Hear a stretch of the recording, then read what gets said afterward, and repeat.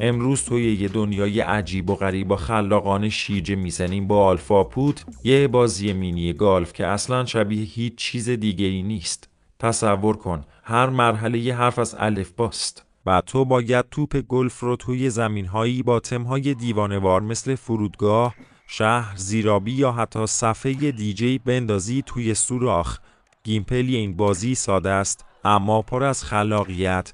فقط انگشت تو بکش، زاویه و قدرت ضربه را تنظیم کن و ببین چطور توپ توی این زمین‌های عجیب حرکت میکنه. فکر کردی فقط گلف بازی میکنی؟ نه، هر حرف یه چالش جدیده. از پرش از روی موانع گرفته تا حل پازل های بصری.